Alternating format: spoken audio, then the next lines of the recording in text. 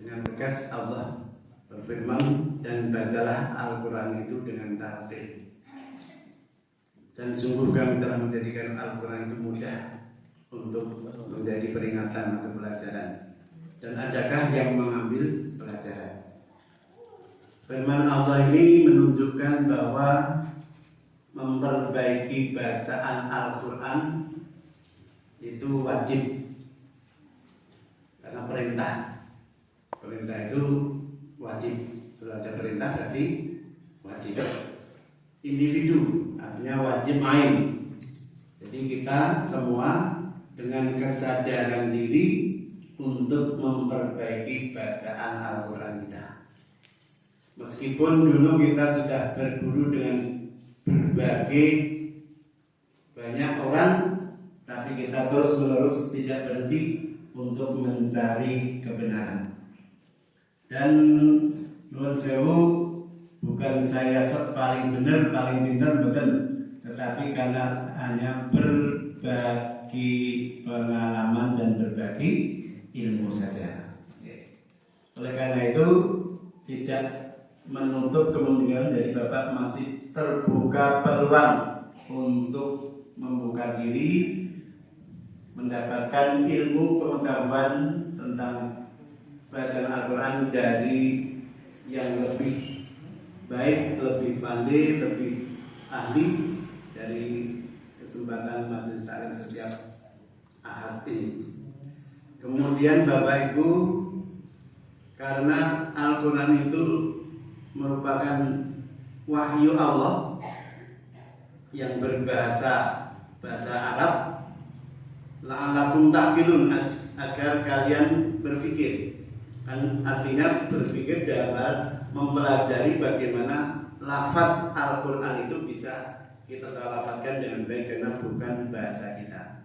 Tetapi Allah juga memberikan apresiasi kemudahan-kemudahan dalam yasarnal Qur'ana lidzikri, dan sungguh kami telah menjadikan Al-Quran itu mudah untuk menjadi peringatan, menjadi pelajaran.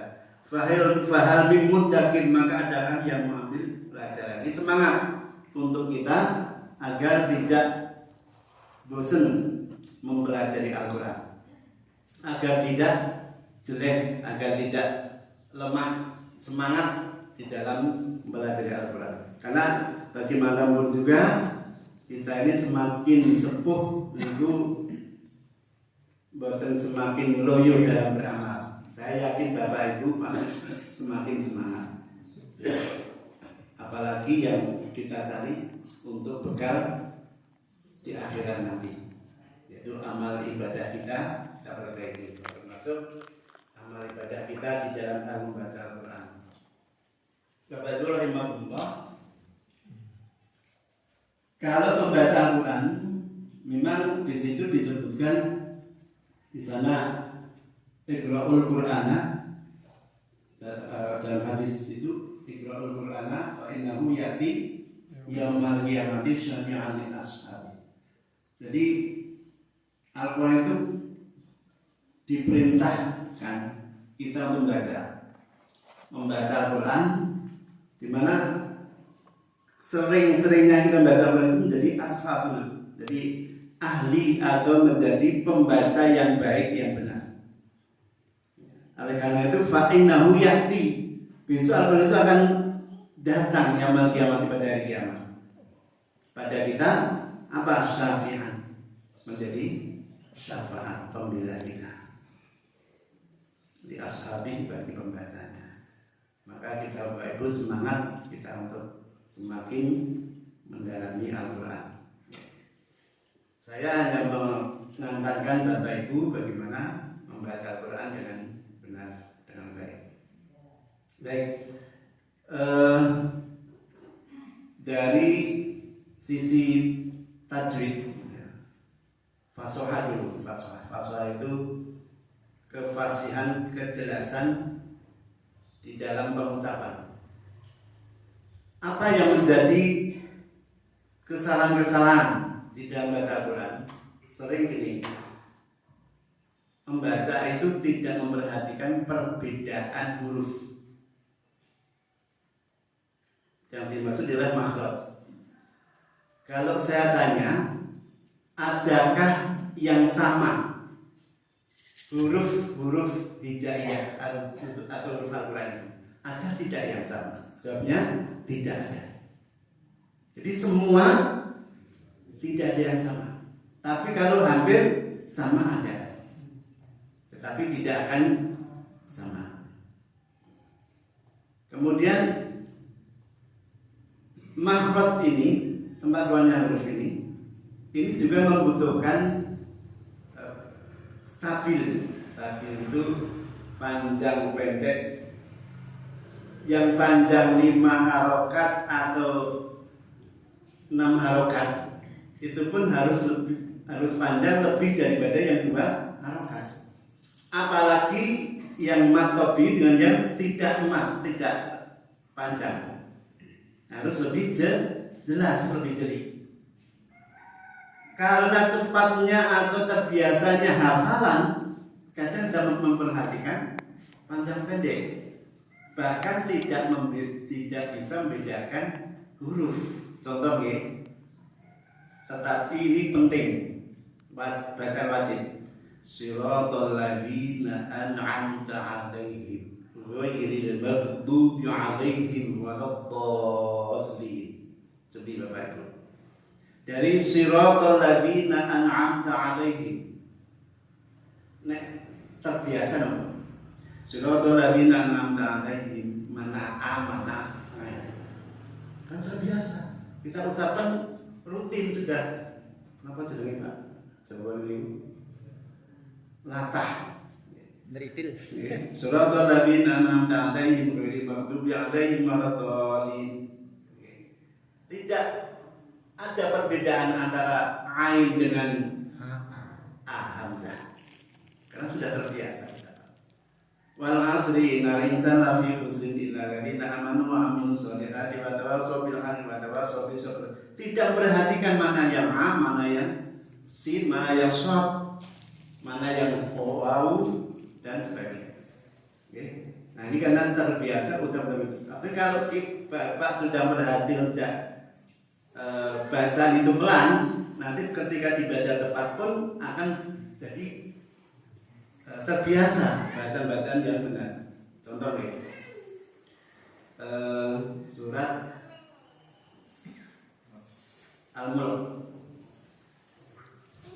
A'udzu billahi minasy syaithanir rajim. Bismillahirrahmanirrahim. Tabarakalladzi biyadihil mulku wa huwa 'ala kulli syai'in qadir. Alladzi khalaqal mauta wal hayata liyabluwakum ayyukum ahsanu 'amala wa huwal 'azizul ghafur. Tapi kalau terbiasa tidak membenahi dan tergantung pada hafalannya, tabarakalladzi biyadihi mulku wa huwa 'ala kulli syai'in qadir. Alladzi khalaqal mauta wal hayata liyabluwakum ayyukum ahsanu 'amala. Jadi tidak terlihat jelas perbedaan antara a dengan a, panjang pendek, tasdid dan sebagainya. Oke, Bapak Ibu. Nah, sekarang kita coba Bapak Ibu membedakan antara huruf yang sama, huruf yang hampir sama tadi. Dan itu tidak akan sama ketika diucapkan dan akan membentuk kalimat yang berbeda. Contoh, wa aslih lakum, beda dengan wa aslih, beda lagi wa aslih.